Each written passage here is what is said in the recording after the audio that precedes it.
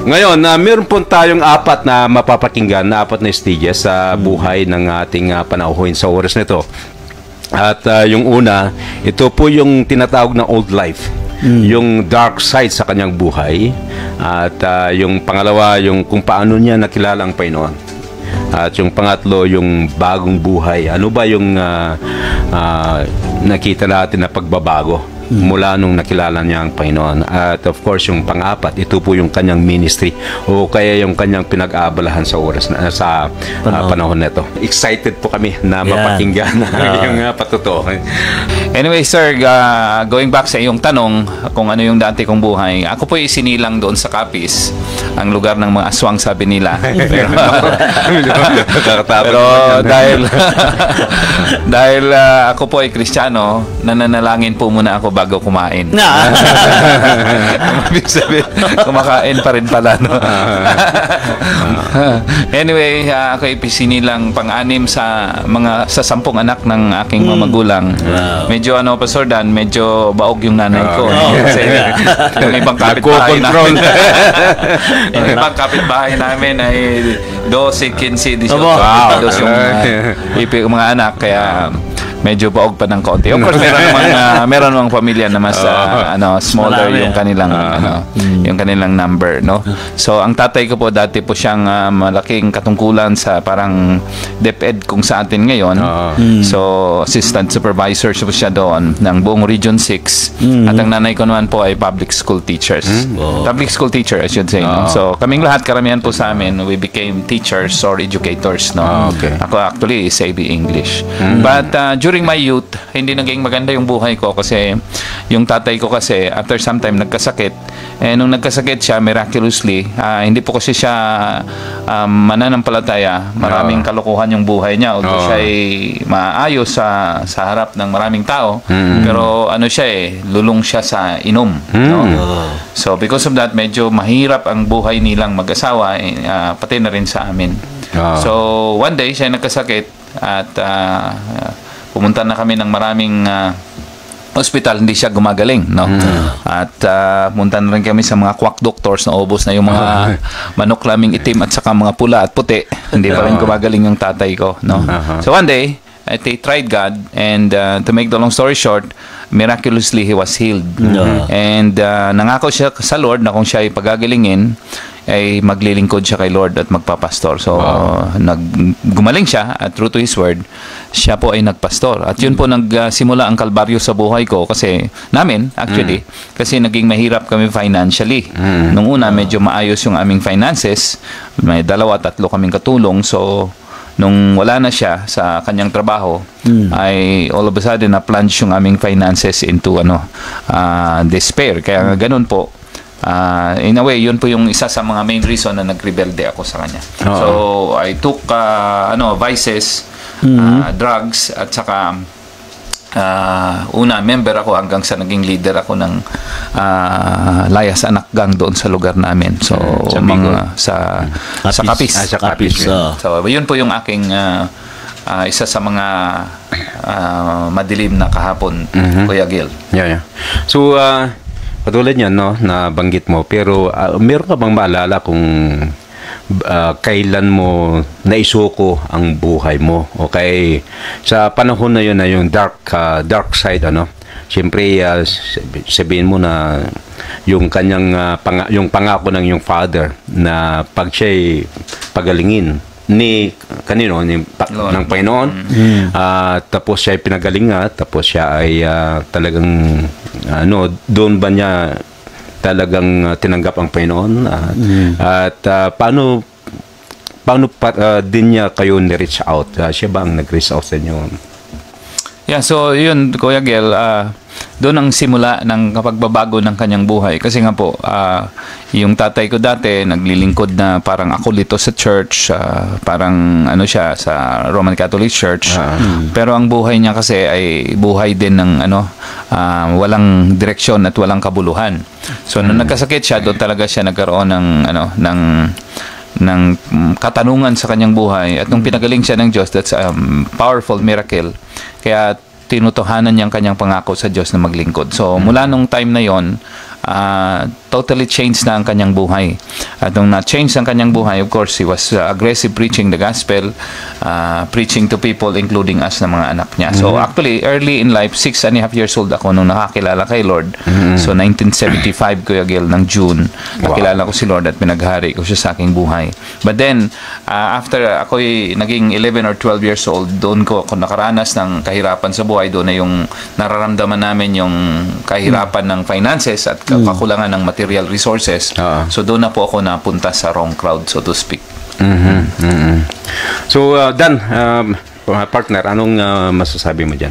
Yeah, nakita natin kahit na ang kanyang tatay ay kumbaga ay naglilingkod na sa ating Panginoon at nasabi naman po niya na personally siya po ay nakakilala sa ating pong Panginoong Hesukristo, tinanggap mo niya sa kanyang pong buhay at nakita pa rin po natin bagamat meron pong yung kumbaga makikita po natin na nandun na sa kanila ang ating pong Panginoon, but yet because of the circumstances sa buhay, lalo na yung pangangailangan po nila ay kumbaga ay kahit paano ay medyo nalihis pa rin. Yung buhay po ni Pastor June at makikita po natin na hindi po assurance na porke yung tatay mo ay naglilingkod sa Panginoon at pati ikaw ay kumbaga sa murang edad kasi 6 years old, sabi medyo mura pong edad po yan at marami pang mga paghihikayat ang mundo sa buhay natin sa mga ganon, hindi pa stable yung ating pong buhay sa mga ganon po yung mga decisions natin. So Pastor, kailan po talaga yung kumbaga nakita po natin yung pagtanggap mo sa ating Panginoon, yung personal encounter mo po sa ating pong Panginoon, yung kumbaga yung talagang nasabi mo na siguro sa sarili mo, yes Lord, this time I will make it real, my promise unto you. Pastor, gusto kong mapakinggan yung katulad yun, nabanggit niya na at sa the age of 6 ay doon niya sinuko ang buhay niya. Wow, napakabata niya. So ibig sabihin we cannot underestimate yung understanding yung ma-pick up ng mga bata, yes. So ano yung maalala mo doon partner, Doc? Well, sa tingin ko po, yung 6.5 years old was, na-understand ko talaga. I understood the gospel. Malinaw sa akin. Although sa tingin ko, that's an initial encounter kung ilalagay natin ang ganyan. But malinaw sa akin na kung ano yung aking ginawa. But then I served the Lord kasi kagalagad din naman sumasama ako sa tatay ko sa mga evangelistic crusades niya. Naalala ko, binabato kami ng mga tao minsan, mga kamag-anak din namin sa gym pag ang tatay ko nagpe-preach. So, nag-serve din kaagad ako. Pero sa tingin ko, I would put it this way na nagkulang yung discipleship o kaya yung pangangalaga sa pag-aalaga sa yung bagong natuklasan na relasyon sa Diyos. Kaya after nang ako 11 or 12 years old, doon ako sumemplang nung ako'y nagha-high school. So, iba ng influences, maraming temptation sa loob ng paaralan. And doon sumemplang. So, nung ako'y nagbibisyo na at hanggang ako'y nag-leader na ng mga kalukuhan na rin, actually, nag-church pa rin ako, Kuya Gel. At ang tatay ko, pinagkakatiwalaan niya ako ng mga gawain doon sa church. So, kasala niya, kasi siyempre, akala niya, katuwang ko siya. Yun ang akala niya. Pero yung pagtalikod ng tatay ko, yung mga babaeng magaganda doon ay nililigawan ko ng sabay-sabay. Sabay-sabay. Oo, at saka yung mga lalaki naman ay tinuturuan ko ng vices at marijuana. So, hindi naging maganda. So, palihim yon. Pero yung after some time, siyempre, habang ginagawa mo yon, nagbe-build up yung rebellion sa'yo, nagre-build up din yung rebellion sa kanila. Hanggang sa palala ng palala. Yung aking nagiging kalagayan na paglayo sa Diyos. So siguro yung doon, yung encounter ko na pangalawang encounter ko when I was already 19 or 20 years old, that's 1988. So nasa Cebu na ako noon nag-aaral. At kung bakit ako doon nag-aaral, kasi nga parang inilagay ako doon, itinakas ako doon kasi marami na akong problemang ginawa doon sa aming lugar. So parang binigyan ako ng ibang lugar para sa ganoon magbagong buhay. And mukhang na-accomplish naman yung purpose. And doon, habang ako'y nag-aaral, and then na-invitahan ako one time ng isang kaklase ko sa fourth year college na ako ng sa University of San Jose Recoletos. No. And napunta ko doon sa gawain nila, and then parang revival service pala doon. So doon sa message na yon, si Dr. Army G. Salva preach a powerful message. And naintindihan ko yung kahalagahan ng pakipagbalik loob sa Lord. So nung balik ako at nagdesisyon ako na mag-serve kay Lord during that time. Wow. Wow. Ano po yung na maalala mo na powerful words na nabanggit ng speaker na yan that made you come back to the Lord? Siguro yung parable of the talents, na ibig sabihin doon na ang ating buhay ay hindi lang buhay natin na ipamuhay kung kailan natin ginusto at sa kapamaraan na gusto natin. There will come a time sa buhay natin na haharap tayo sa Diyos na nagbigay sa atin ng buhay at sisingilin niya tayo kung paano natin ipinamuhay yung ating buhay. So yung thought of facing God, and someday na I have nothing to prove, I have nothing to say, Lord, totoo yung pananampalataya ko sa iyo. So mukhang wala talaga, blanco talaga. So medyo doon ako in a way natakot, doon ako sa reality ng death balang araw, at saka yung time na haharap ka sa Diyos, na syempre ang si Lord alam niya ang nasa kalooban natin, wala kang malilihim sa Kanya. So yung yung thought na yun na wala kang maiharap sa Diyos, isa yun sa nag-push sa akin. At yun nga, nag-isip-isip talaga at nag-pray ng ano ba talaga yung buhay ko, ano bang direction, and then that led to my returning to the Lord and serving the Lord later on. Wow. Very powerful. Kita natin, partner, at the age of 6 and a half, doon niya nakilala ang Panginoon. Yes. Doon natin makikita na maging mga bata na sa Sunday school, wag po natin sabihin natin na hindi nila naintindihan, sa mga kwento-kwento lang, ay malaking bagay pala yun. Kaya at the age of 6 and a half, he committed his life to the Lord. Then kita naman natin yung maging aral din ito sa atin, na banggit nga ni partner ng ating bisita ngayon, na maaring kulang sa discipleship.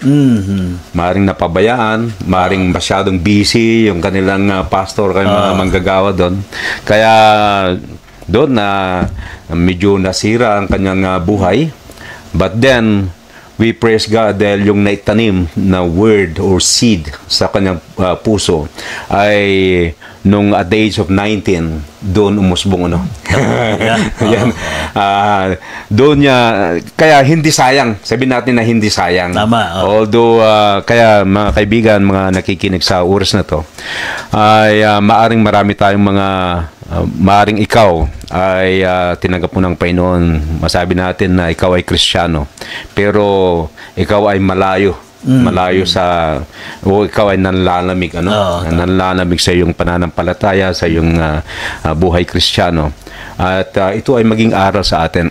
Kasi pag malayo ka, nanlalamig ka, walang mapupuntahan kundi masisira ang buhay mo. Di ba? Lalong lalapit itong tukso na to. May enjoy mo yung tukso, may enjoy mo yung mga gawaing hindi tama. Pero we praise God dahil mahal na mahal tayo ng Panginoon. Nakatulad niyan, talagang ibinalik niya.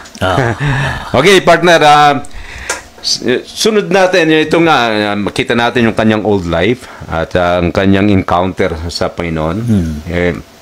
Then, ano kaya yung mga pagbabago na nagagawa. Yan po ang excited po tayo na pakinggan. Ano ba yung mga transformation na naganap sa buhay ni Pastor John?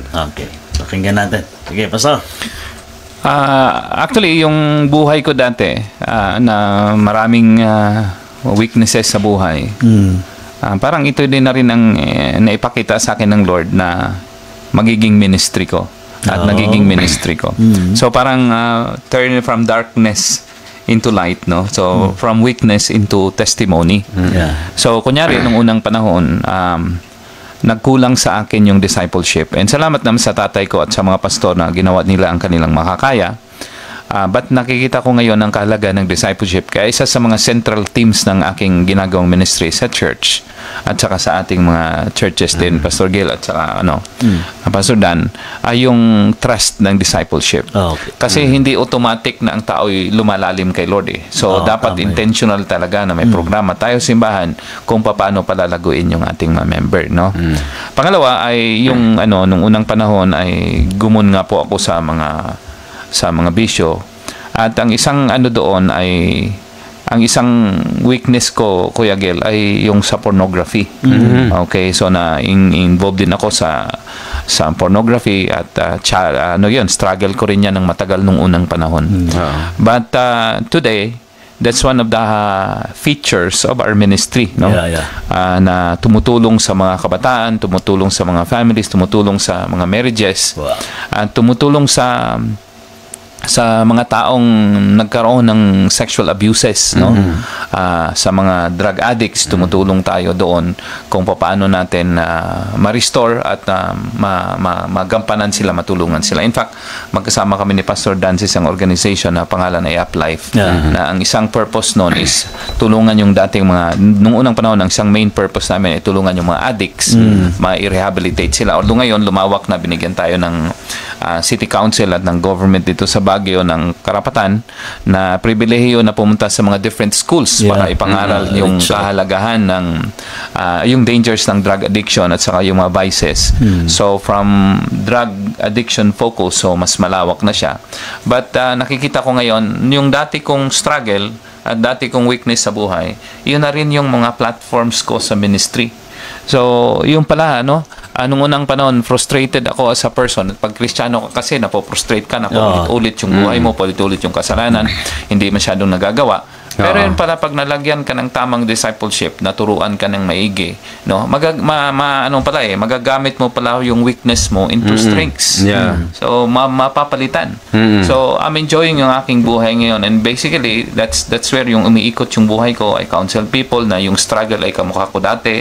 I disciple people na yung struggle ay yung ginagawa ko rin dati. Yung mga kalokohan ko. So, ibig sabihin, yung mga bata, hindi sila makakapagsinungaling sa akin, hindi nila ako maisahan kasi yun din yung gawain ko noong unang panahon. So, yung bata, okay lang po ako. Siyempre, alam kong hindi okay kasi yun yung mga style ko noong unang panahon na okay sa labas, pero ang totoo noon sa loob ay gusto mo nang magpakamatay, di ba? Yan.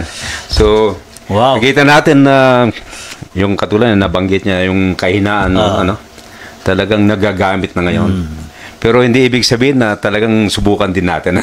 Kaya kita natin yung katulad niya na nakakaintindi siya sa mga adik.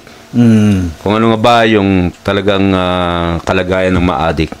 Kasi yung iba, pag makakita sila ng adik, talagang iba yung galit. Kay parang yung naiinis sila.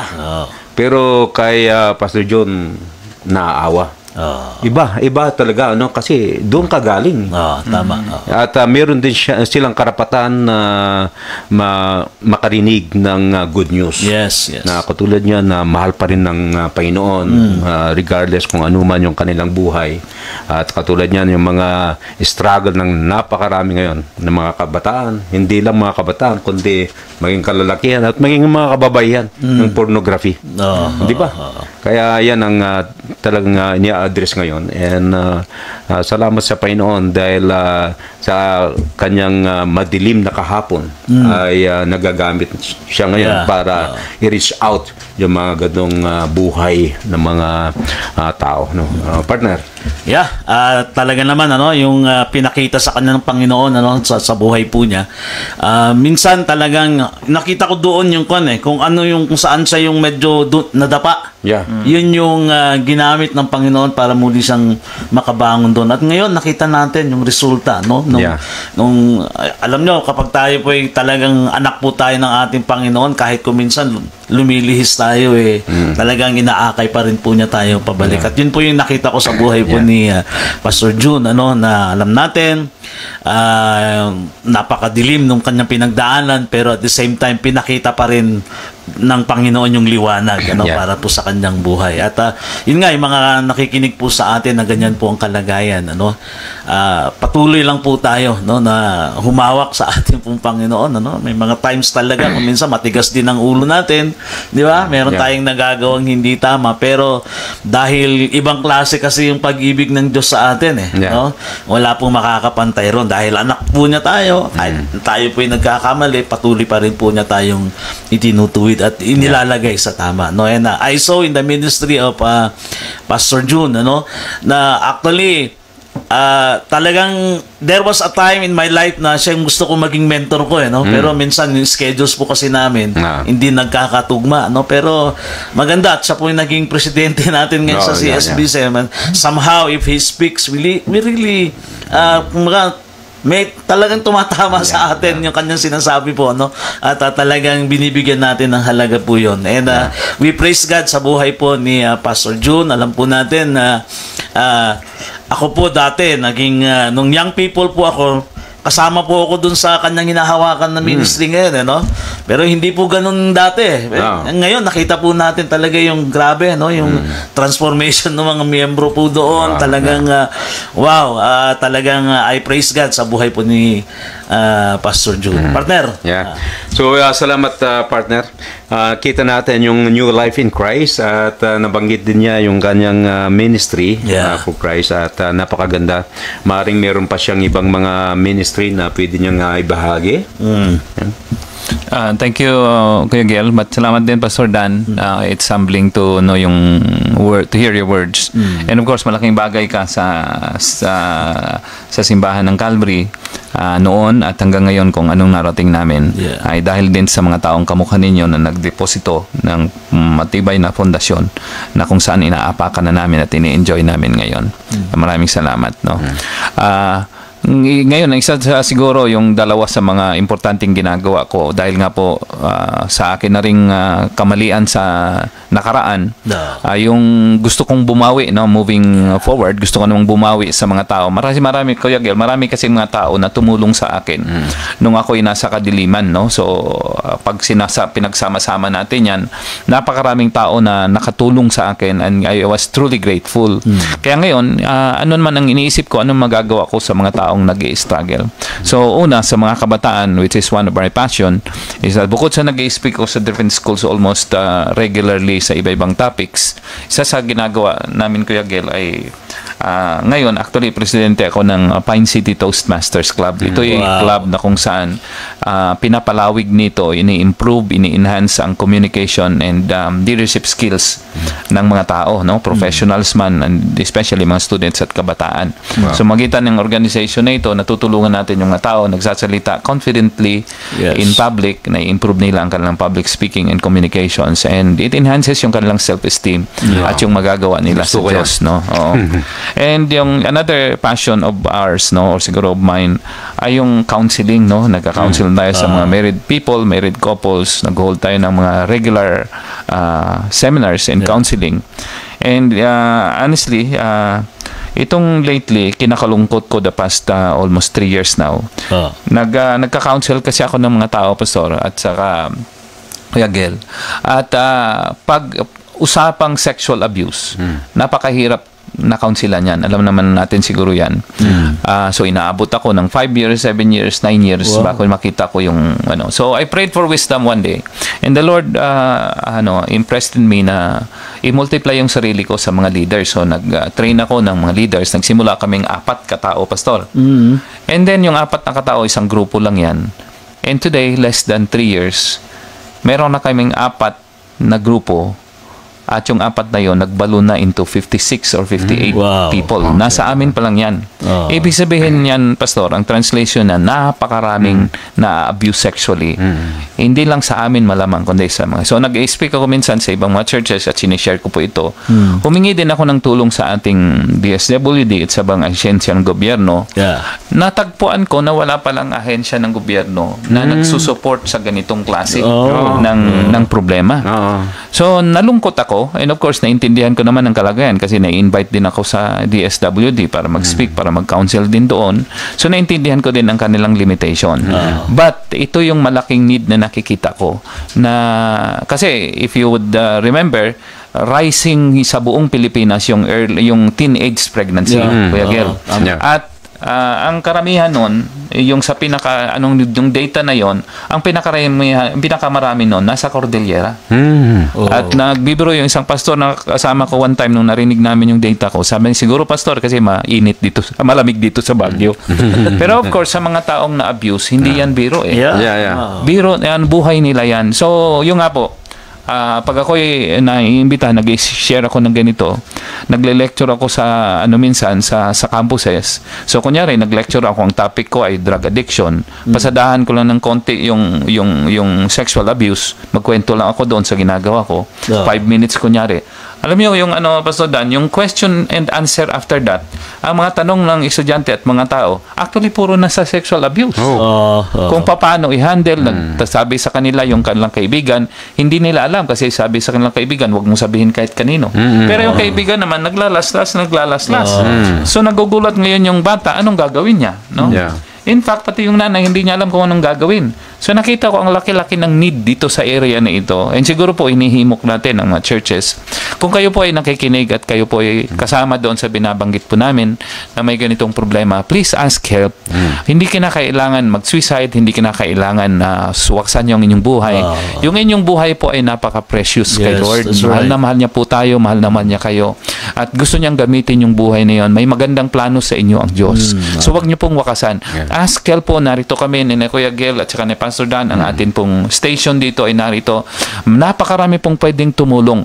Kami po ay gustong-gustong tumulong kasi once upon a time, kami ay tinulungan din po kami ng maraming tao. And we're grateful at gusto din po naming moving forward, makatulong din po sa inyong kalagayan. Please, meron pong help na available.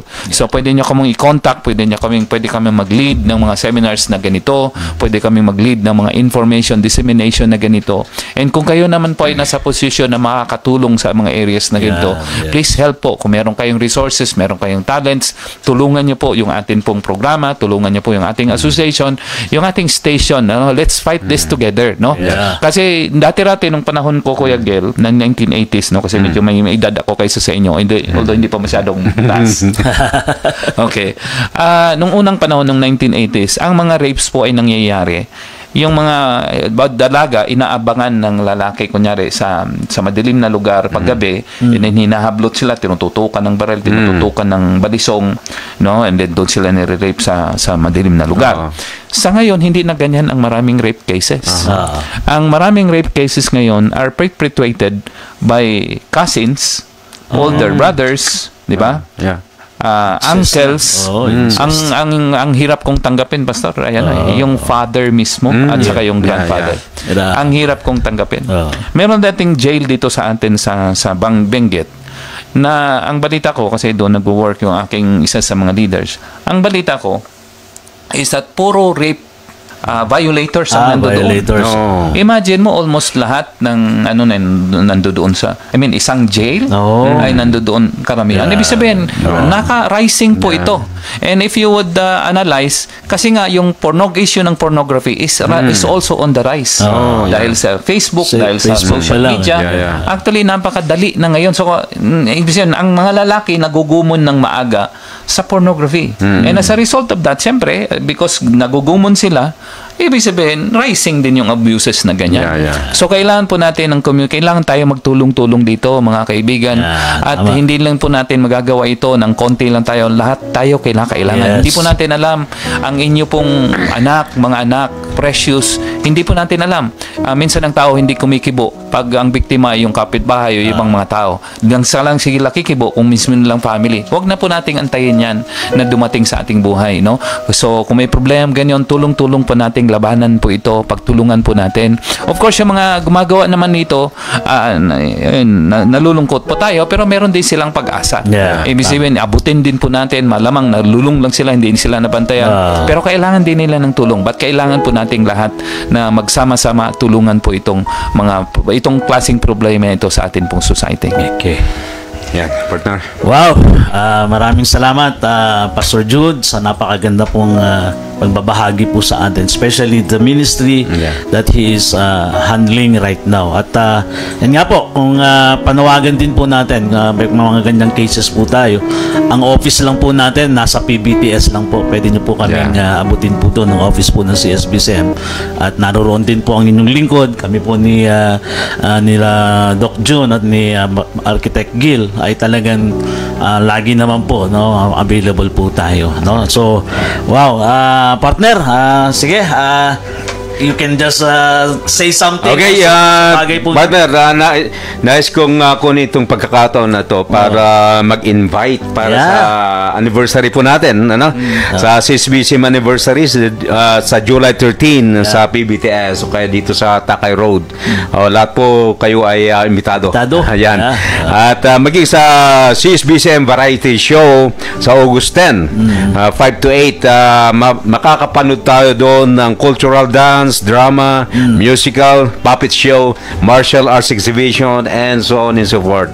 So napakaganda itong mga pagkakataon na to. So sa August 10 po.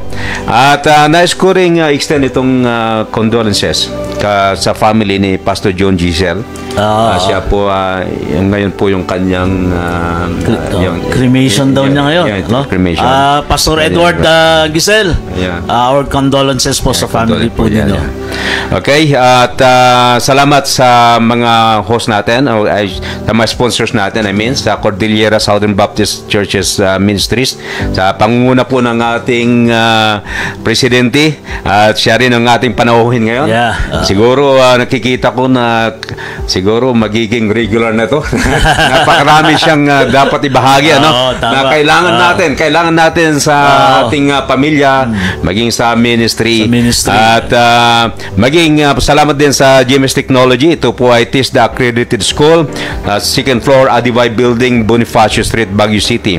Welcome to GMS Technology, your ally in learning new skills to unlock a world of opportunities.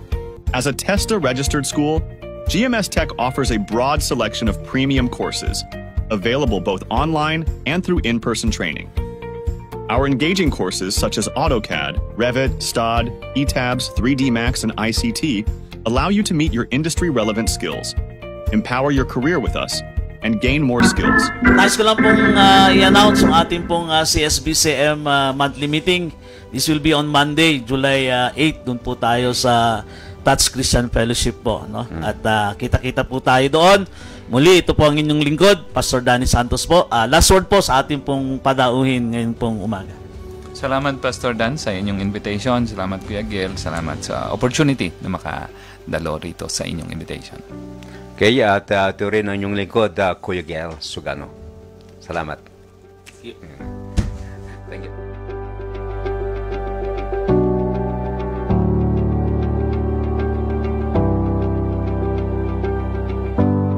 Inyong natunghayan ang programang Ang Patotoo.